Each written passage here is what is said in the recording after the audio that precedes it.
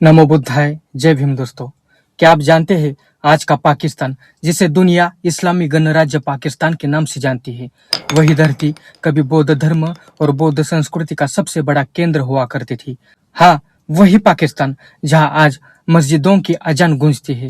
कभी वहां बुद्ध की शांति, करुणा और धम्म की गूंज सुनाई देती थी।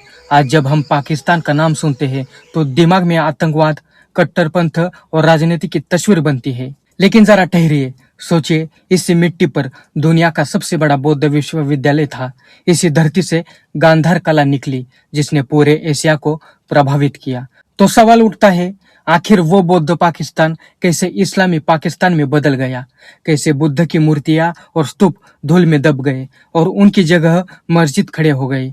और सबसे बड़ा सवाल, क्या इतिहास को सचमुच मिटाया जा सकता है? चलते हैं करीब 2000 साल पीछे। ये दौर है गांधार सभ्यता का, यानी आज का उत्तर पाकिस्तान और अफगानिस्तान का इलाका। यहीं से शुरू होता है बौद्ध संस्कृति का स्वर्ण युग, स्वात घाटी, जिसे लोग उस समय दूसरा बुद्ध गया कहते थे।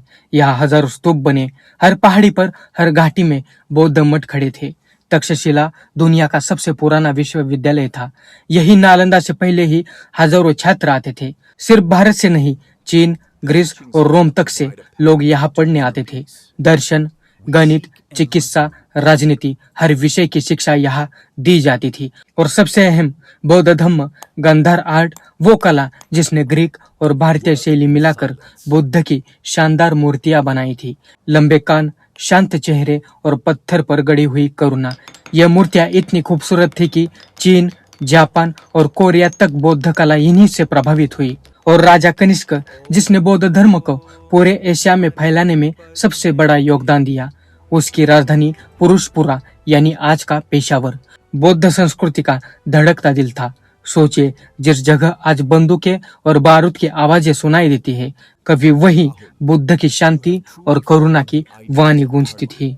एक ही जमीन पर अलग अलग धर्म इतिहास हमेशा सीधी रेखा में नहीं चलते, वो परतों में चलते हैं। एक सभ्यता आती है, अपनी इमारतें, मंदिर, मठ और कला छोड़ जाती है।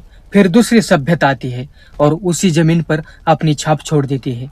पाकिस्तान की धरती पर यही हुआ। आज अगर आप इस्लामाबाद के पास बन फकीरान जाए तो आपको बौद्ध स्तूप के अवशेष भी मिलेंगे और उसी के नजदीक मुगल काल की एक छोटी मस्जिद भी। यानी समय बदला, धर्म बदला, लेकिन जमीन ने दोनों को अपनी परतों में समेट लिया। इस्लामाबाद की मारगल्ला पहाड़ियों के बीच एक जगह है, बन फकीरान।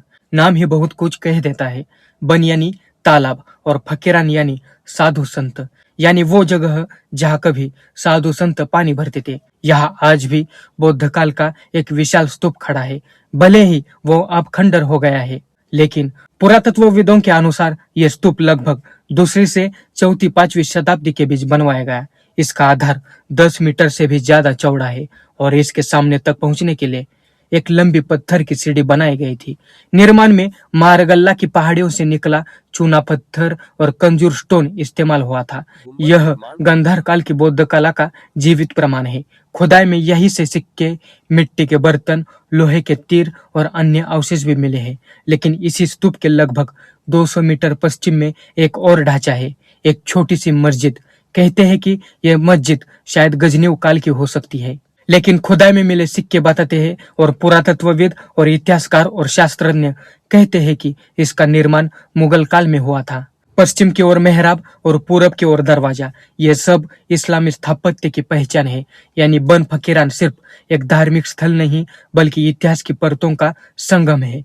एक ही जमीन पर पहले बौद्ध स्तूप बना, फिर सदियों बाद वही मस्जिद खड़ी हो गई। ये साफ दिखता है कि समय और सत्ता के बदलने के साथ धार्मिक परिदृश्य भी बदलता चला गया। आज यह जगह हमें याद दिलाती है कि पाकिस्तान की भूमि कभी बौद्ध संस्कृति और धम्म का केंद्र थी और बाद में कैसे इस्लामीकरण की परतों ने उसे ढक लिया। स्वात घाटी और तक्षशिला में भी यही कहानी है। एक ही जगह पर बौद्ध स्तूप और पास में इस्लामी मकबरे या मस्जिद मिली। ये देखकर साफ समझ आता है कि इतिहास मिटाया नहीं जा सकता, बस उसके ऊपर नई परत चढ़ाई जाती है। लेकिन सवाल ये है, कब और कैसे ये परतें बदलनी शुरू हुई? मुस्लिम आक्रमणों की शुरुआत, ये कहानी शुरू होती है 8वीं शताब्दी में। जब अरब सेनाएं पश्चिम से बढ़ते बढ़ते सिंध के धरती पर पहुंच गई। 711 ईस्वी एक नाम इतिहास में दर्ज हो गया, मोहम्मद बिन कासिम। उसने सिर्फ तलवार नहीं लाई, बल्कि एक नई सत्ता, एक नया धर्म और एक नई पहचान लाई। सिंध पर कब्जा करने के बाद मस्जिद बने, मंदिर और बौद्ध मठ कमजोर होने लगे। शुरुआत में बौद्ध धर्म के लोग सीधे टकराव से बचे रहे, क्योंकि वे शांति प्रिय थे और राजनीतिक सत्ता में बहुत गहरे नहीं थे। दोस्तों, आप देख रहे हो कि इस वीडियो को बनाने में कितनी मेहनत लगी है। ये सिर्फ जानकारी नहीं है, ये इतिहास की गहराई में जाकर सच्चाई निकालने की कोशिश है। मैं हमेशा आपको वही कंटेंट देता हूँ जो औरों से अलग हो, अनोखा हो और मेहनत से तैयार किया गया हो। अगर आपको ये मेहनत पसंद आ रही है, अगर आप चाहते हैं कि ऐसी और भी वीडियो मैं आपके लिए लाता रहूं, तो आप मुझे सपोर्ट कर सकते हो यूट्यूब के थैंक्स फीचर्स का इस्तेमाल करके, या फिर ज्वाइन बटन दबाकर मेरे चैनल का हिस्सा बन सकते हो। धीरे धीरे जैसे जैसे इस्लामी शासन फैलता गया, बौद्ध संस्थाएं हाशिए पर धकेली जाने लगी। तक्षशिला और स्वात जैसी जगहें जो कभी शिक्षा और संस्कृति के केंद्र थे, वे खाली होने लगे। भिक्षु पलायन करने लगे, कोई नेपाल की ओर गया, कोई तिब्बत की ओर, तो कोई भारत के अन्य हिस्सों की ओर। और जो बचे उन्हें धीरे धीरे इस्लामी कबूल करने के लिए मजबूर किया गया। जैसे जैसे इस्लामी सत्ता मजबूत होती गई, बौद्ध धर्म की जड़ें कमजोर होती चली गई। ध्यान रखें, बौद्ध धर्म तलवार और युद्ध का धर्म नहीं था, वह करुणा और अहिंसा पर टिका था। इसलिए जब आक्रमणकारी आए तो बौद्ध भिक्षुओं के पास अपने मठ, स्तूप बनाने की शक्ति नहीं थी। मठ खाली होने लगे।